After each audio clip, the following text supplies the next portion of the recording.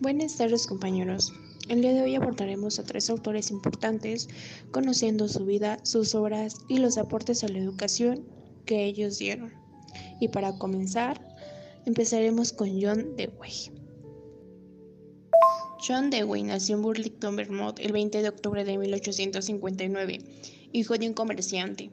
Se graduó en la Universidad de Vermont en el año 1879 y después de un breve periodo como maestro de escuela en Pensilvania y en Vermont, continuó sus estudios en el Departamento de Filosofía de la Universidad Johns Hopkins, primera institución que organizó los estudios universitarios basándose en el modelo alemán. Allí recibió la influencia de George Morris, un idealista neo-hegeliano, al obtener el doctorado en el año 1884 con una tesis sobre la psicología de Kant. Dewey acompañó a Morris a la Universidad de Michigan, donde lo sucedió en la dirección del Departamento de Filosofía. Fue un hombre de acción que aspiraba a la unificación de pensamiento y acción, de teoría y práctica. Defendió la igualdad de la mujer, incluyendo el derecho al voto. Fue cofundador en 1929 de la Liga para una Acción Política Independiente. Fomentó el sindicalismo docente. Alentó la ayuda a los intelectuales exiliados de los regímenes totalitarios. Dewey tuvo una gran influencia en el desarrollo del progresismo pedagógico, desempeñando un papel protagonista que abarca desde finales del siglo XIX hasta la Primera Guerra Mundial. Fue el pedagogo más original, renombrado e influyente de los Estados Unidos y uno de los educadores más perspicaces y geniales de la época contemporánea, influyendo en el curso de 3 generaciones. El padre de la psicología progresista murió el 1 de junio de 1952, con 92 años de edad.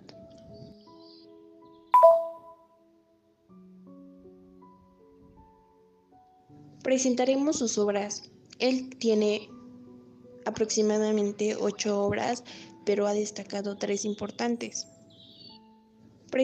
Artículo 2.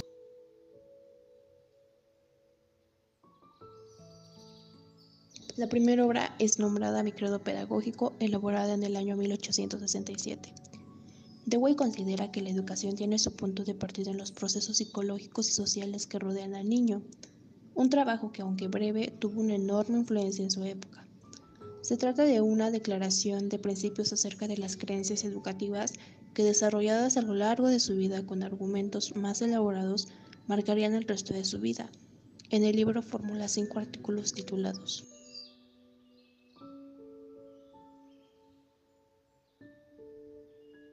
Artículo 1.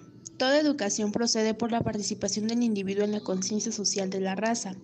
Este proceso comienza inconscientemente casi desde el nacimiento y está continuamente formando las capacidades del individuo, saturando su conciencia, formando sus hábitos, educando sus ideas y despertando sus sentimientos y emociones. La única educación verdadera se realiza estimulando la capacidad del niño por las exigencias de las situaciones sociales en que se halla.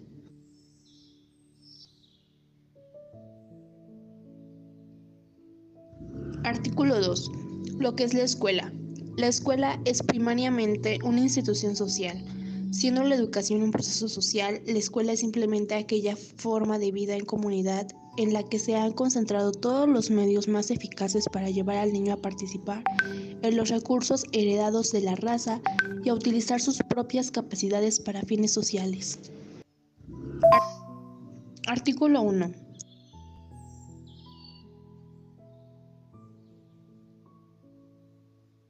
Artículo 3. Las materias de enseñanza. Las materias del programa escolar han de marcar una diferenciación gradual partiendo de la primitiva unidad inconsciente de la vida social. Artículo 4. La naturaleza del método. La cuestión del método se puede reducir en último término a la cuestión del orden del desarrollo de las capacidades e intereses del niño. La ley para presentar y tratar las materias es la ley implícita en la propia naturaleza del niño. Artículo 5. La escuela y el progreso social. La educación es el método fundamental del progreso y de la reforma social. La segunda obra es Escuela y Sociedad, creada en el año 1899. Se compone de una serie de conferencias donde Dewey expone sus experiencias en la pequeña escuela experimental que fundó en el año 1896 en Chicago, que se llamó Escuela Laboratorio o Escuela de Dewey. En Escuela y Sociedad, Dewey subraya la importancia que tiene incluso desde el punto de vista educativo las transformaciones tecnológicas y la llamada revolución industrial.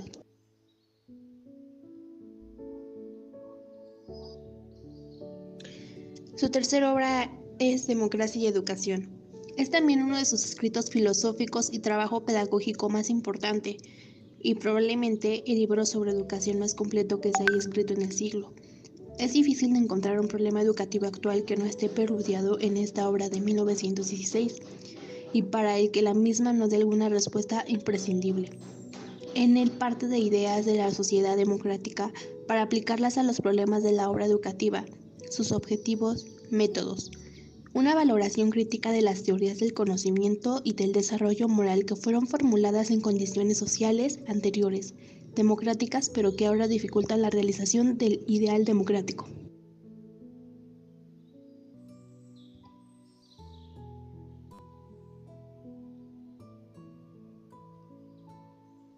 Aportes a la educación. Dewey desarrolló el método experimental. Este método define su pedagogía, que se basa en la educación de la destreza individual, de la iniciativa y del espíritu para la adquisición de conocimientos científicos. Dewey, con este método y reflexión, supuso que autores posteriores contemporáneos de movimientos pedagógicos le siguiesen a compartir dicha teoría. Dewey y sus seguidores pretenden que la primera responsabilidad de la escuela es invitar a la curiosidad natural y la actividad del niño y dirigirlos hacia la investigación de materias de interés. Dewey afirmaba que los niños no llegaban a la escuela como limpias pizarras pasivas en las que los maestros pudieran escribir las lecciones del día. Dewey afirmaba que para que la escuela pudiera fomentar el espíritu social de los niños y desarrollar su espíritu democrático, tenía que organizarse en comunidad cooperativa.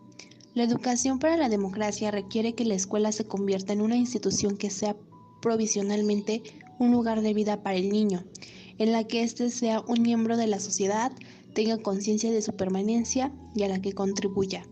Dewey afirmaba que cuando el niño entiende la razón para la que ha de adquirir un conocimiento, tendrá gran interés en adquirirlo. Por consiguiente, los libros y la lectura se considerarán estrictamente como herramientas.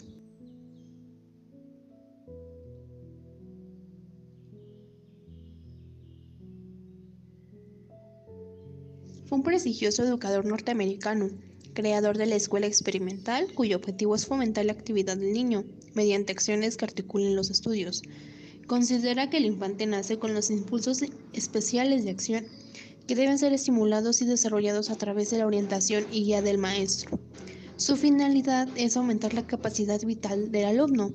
El sistema autoritario no proporciona a las personas una preparación para la vida en una sociedad democrática.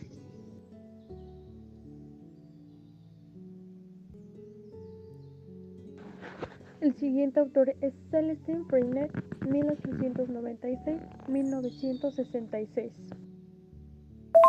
Pedagogo francés, impulsor de métodos de renovación pedagógica dentro del marco del movimiento llamado la Escuela Nueva. Maestro a los 18 años, la Primera Guerra Mundial le impidió incorporarse a las tareas de los docentes al final sus estudios. Enviando al frente en 1916, resultó gravemente herido.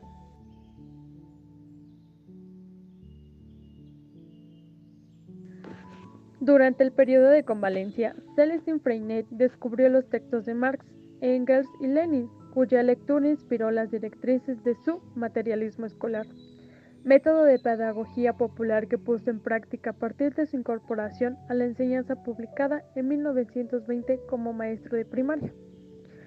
En 1928, Freinet creó la cooperativa de Enseignement Like, cuyo órgano de la publicación mensual L'Educateur Protralin se desarrolló bajo su impulso.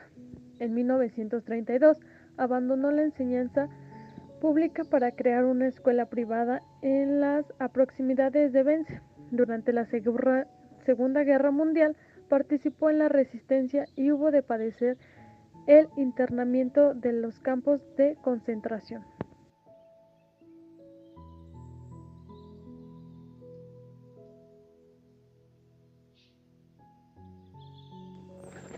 Para coordinar el trabajo pedagógico y didáctico de sus discípulos, impulsó la creación del Instituto Coopératif d'École Moderne, y en 1958, con el objetivo de coordinar el movimiento a la escala internacional, se fundó la Federación Internacional de Movimientos de Escuela Moderna.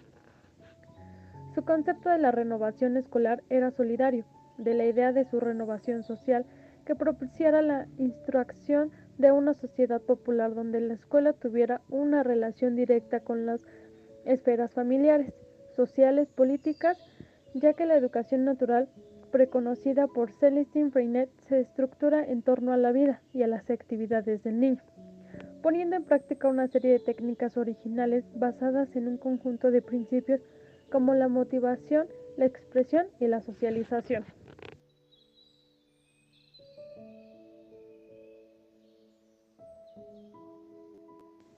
Como todo autor, tiene obras, y las de Célestin Freinet son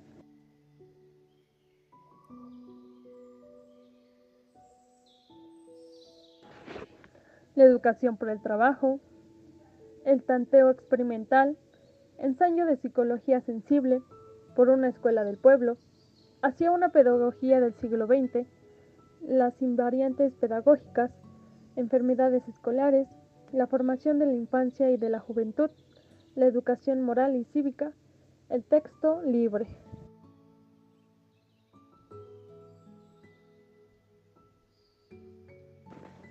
Algunos aportes a la educación de Célestin Freinet son: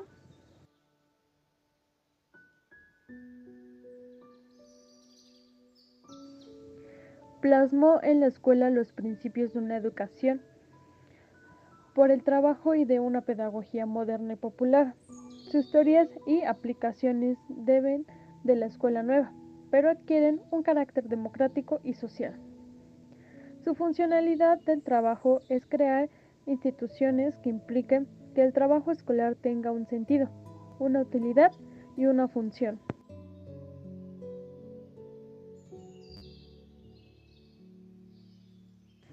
Estipula como base psicológica de su propuesta educativa la idea de tanteo experimental, que considera que los aprendizajes se efectúan a partir de las propias experiencias, que manipulan de la realidad que pueden realizar los niños, de la expresión de sus vivencias, de la organización de un contexto, de un ambiente en el que los alumnos puedan formalizar y expresar sus experiencias.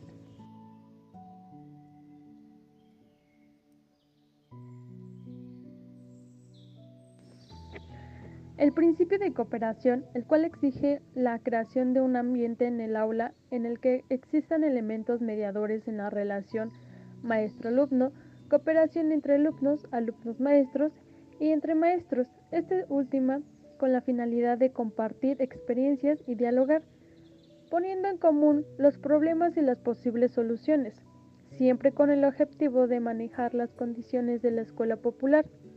Así, la organización del aula ha de contemplar la participación de los alumnos en la construcción de sus conocimientos. La construcción práctica de ese ambiente educativo se realiza por medio de técnicas que se caracterizan por potenciar el trabajo de clases sobre la base de la libre expresión de los niños en un marco de cooperación.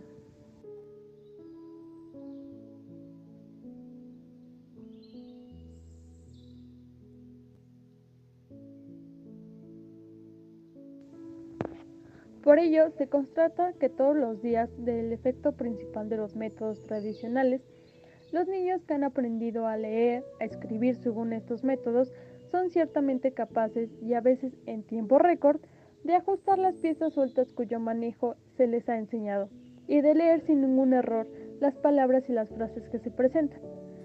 Pero no enlazan estas lecturas con los pensamientos o los hechos o los sucesos de los que se expresan.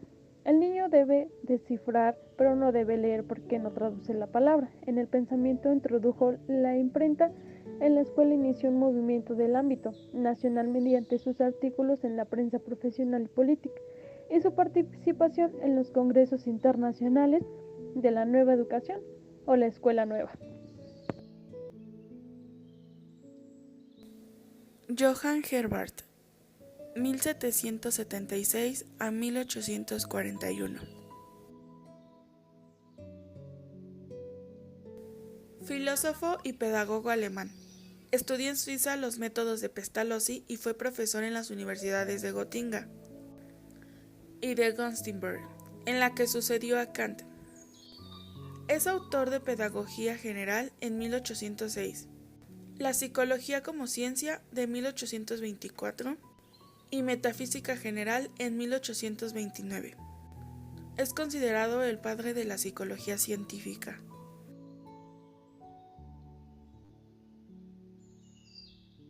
Tras cursar estudios en el Instituto de Oldenburg, Johann Friedrich Herbart ingresó en 1794 en la Universidad de Jena, donde tuvo como profesores al kantiano Karl Leonhard Reinhold, a Friedrich Schiller y a Johann Gottlieb Fichte. Este último influyó en sus ideas de modo singular en un primer momento, pero pronto se alejó de su filosofía. Su vocación pedagógica fue temprana, entre 1797 y 1800. Fue preceptor de los von Steiner en Berna. De la agudeza de sus observaciones pedagógicas se conservan, como interesantes documentos, los informes bimestrales que Herbart redactaba para el padre de sus 3 discípulos, desiguales en edad y temperamento.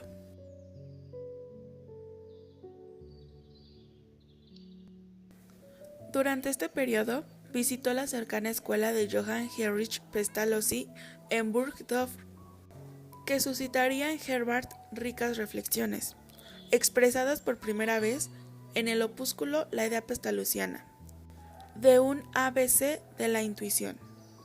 Tras un breve paréntesis de enseñanzas y polémicas pedagógicas, figuró entre los filantropistas y los neumanistas.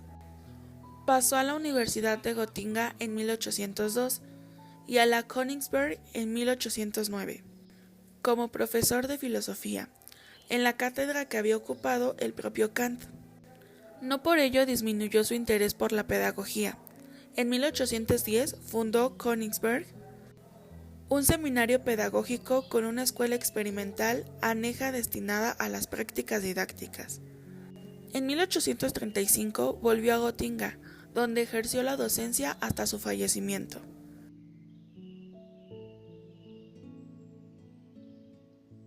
En el aspecto gnosiológico, la filosofía de Johann Friedrich Herbart es una inversión de la posición idealista. Afirma la realidad objetiva de las cosas, aspira a ser una elaboración de los conceptos y se divide en lógica, metafísica y estética, sobre la base de una crítica de las ideas fundamentales de cosa, cambio y yo. Herbart llega a un realismo pluralista, según el cual toda la realidad se halla integrada por una multiplicidad infinita de reales, simples e inmutables, no vinculados entre sí, cualitativamente distintos, indeterminables en su carácter intrínseco y sólo cognoscibles en su aparente relación con los otros.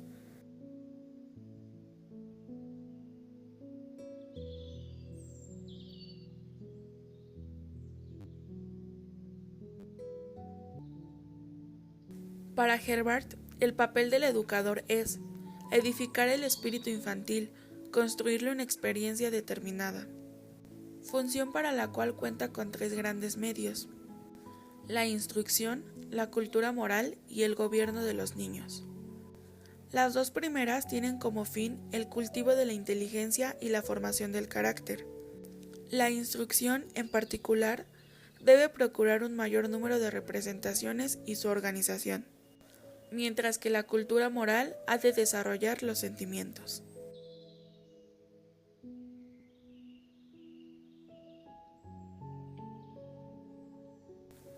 En cuanto al gobierno de los niños, lo entiende como la necesaria condición de orden para el funcionamiento de la educación. La pedagogía general desarrolla también las teorías de los intereses, voluntarios e involuntarios, y el papel que desempeñan en el proceso educativo. En esta obra se encuentra asimismo su famosa teoría de los grados formales, es decir, los 4 pasos que siguen el espíritu para captar los conocimientos, que son claridad, asociación, sistematización y método o aplicación práctica.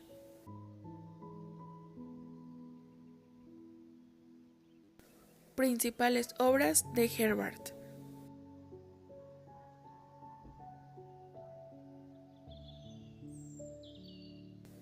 Pedagogía general derivada del fin de la educación, 1806. Elementos esenciales de la metafísica, 1806. Filosofía práctica general, 1808. La psicología como ciencia, como nueva fundamentación en la experiencia. La metafísica y la matemática, 1824. La metafísica general con los primeros elementos de una filosofía de las ciencias naturales, 1829.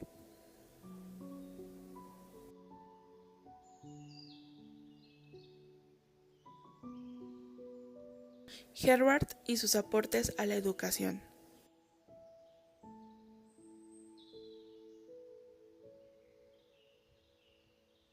Propone la existencia de un umbral mínimo para los estímulos, término que designa la mínima intensidad que un estímulo debe tener para ser perceptible. Sus ideas fueron la base de los estudios de Ernst Heinrich Weber. Aplica un modelo pedagógico considerado como fin educativo la formación de la moralidad con un enfoque psicológico. Considera como fin educativo el desarrollo de la virtud.